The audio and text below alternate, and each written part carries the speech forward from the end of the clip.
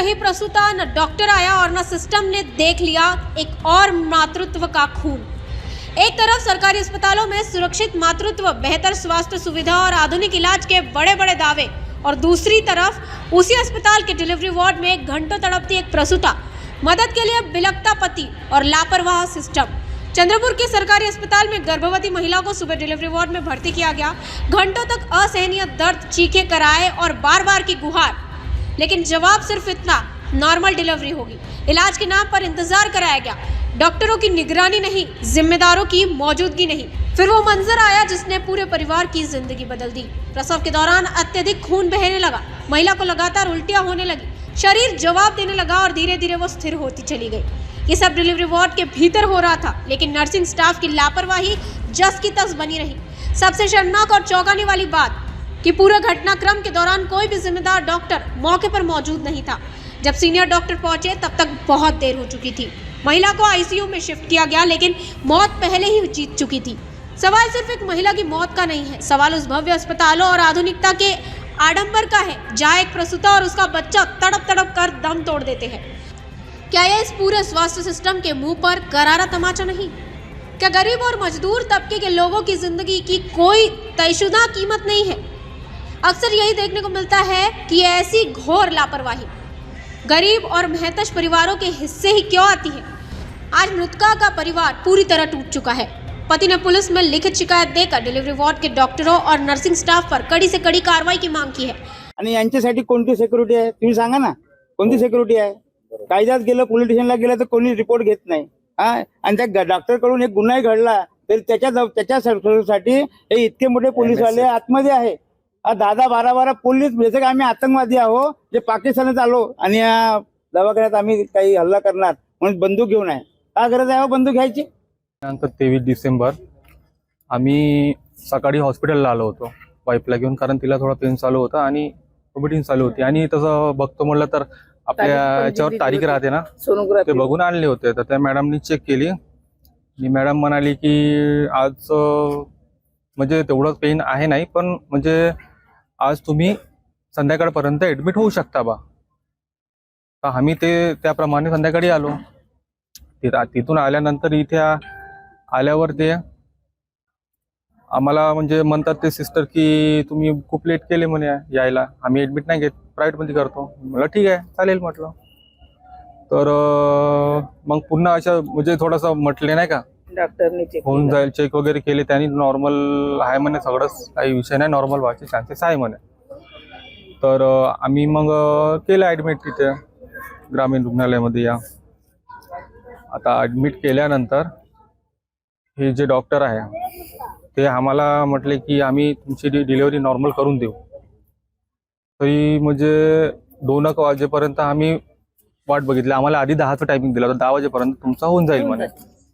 तर आम्ही 2 वाजेपर्यंत टाइम बघितला नाही का, 2 वाजत होते, पण तिला खूप जास्त त्रास होत होता, अति त्रास होत होता नाही, कारण कसे माझे फॅमिलीवाले तिथंच होते आणि प्रत्यक्ष येऊन मला सांगत होते तिथे का असं असं घडतंय म्हणून। कारण कसं आहे, तिला पेन होत होतं आणि ते बर्दाश्त करू शकत होते आणि अवलक्षपणा करत होते तिथे।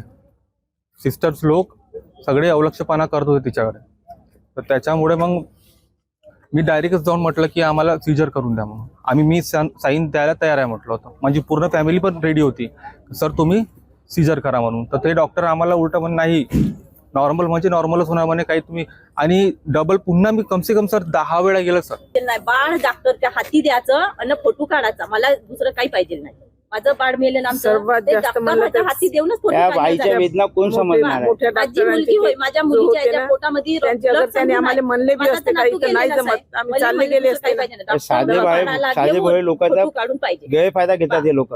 पहिला आम्ही सकाळी आले होते, उलटी बहुत चालू होती, ते उलटी दाखवासाठी हलके हलके थोडे दर्द पण होते, त्याच्यामुळे तिथं आले आणि दवाखान्यात दाखवली तर मॅडम म्हणे आताच काही तेवढा दर्द आहे नाही म्हणे, ते जो भरती केली तिथे ना ती वाली म्हणे संध्याकाळला घेऊन जा, तोपर्यंत तिचे तकलीफ वाढणार म्हणे। आम्ही म्हणलो ठीक आहे मॅडम, अशी बी उलटी खूप चालू आहे म्हणलं आणि घरी घेऊन गेले। त्याच्यानंतर आम्ही 9-10 वाजेपर्यंत घरी पाहिले का दर्द वाढणार, तर थोडे वाढायला लागले, तर आम्ही बरोबर 10-10:30 इथं दवाखान्यात आले। मॅडम पाहिली, मॅडमने म्हणे तुला भरती केले म्हणे सकाळी 9:10 आणि तू आता आली का म्हणे 10:30. चल निकल म्हणे इथून. चल मा सुनेला असे डोक्यावर अशी मारून दिली. चल म्हणे निकल इथून म्हणे. तू बाळ मरल पा तिचा शब्द किती अशुभ बोलली हे. तू बाळ मरल तर आमच्यावर नाव नाही म्हणे. हा शब्द बोलली तिनं. तरी ही म्हणली का कशाला असा वयात शब्द वापरते म्हणे. असे नका बोलू मॅडम म्हणे. नाही म्हणे तुम्ही पाहिजेलच नाही मला म्हणे. इथून चालले जा म्हणे. तुम्ही आले नाही टायमावर म्हणे. त्याच्यासाठी नाही का तुरंत बाळाला पाहायला लागली तर मग शिव्या द्यायला लागली सर्व नर्सांना. मुली होत्या त्या नर्सांना पुऱ्या म्हणे तुम्हाला शरम वाटत नाही का म्हणे. किती वेळापासून तकलीफ, तिला सीझरची जरूरत होती म्हणे. बाळाचे ठोके तर चालूच नाही म्हणे. बाळाचे ठोके मॅच नाही करताय आईला म्हणे.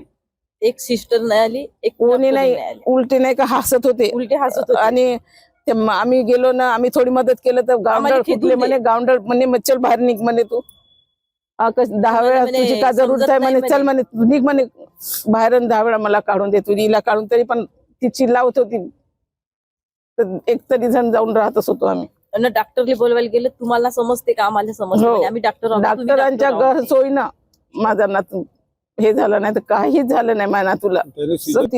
आज सवाल सिर्फ न्याय का नहीं, सिस्टम की जवाबदेही का है, क्योंकि आज एक महिला नहीं मरी है, उसके कलेजे का टुकड़ा लाश बना जन्मा। आज एक पति का सहारा और एक परिवार की पूरी दुनिया उजड़ गई है और सिस्टम को शर्म तक नहीं आती। हमारा हर शब्द समाज की आवाज, हमारी हर पहल निष्पक्षता का कदम, आपकी हर समस्या में आपसे पहले दिखेंगे हम हैं न्यूज फर्स्ट। ईश्वर का सच, हमारा साहस और आपका विश्वास। सच, साहस और विश्वास। अगर आप ये वीडियो YouTube पर देख रहे हैं तो हमारे चैनल को सब्सक्राइब कर बेल आइकन दबाएं।